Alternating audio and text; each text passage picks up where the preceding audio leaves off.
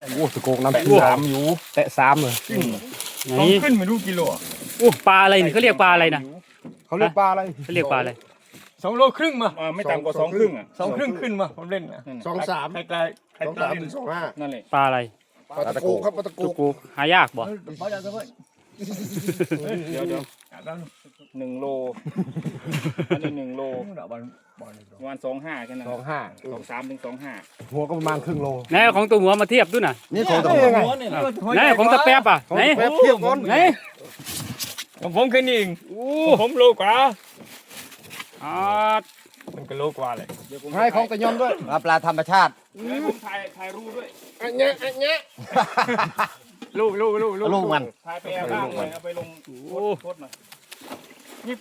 ปลาลงไหลเนี่ยปลาลงไหลมาจากไหนเนี่ย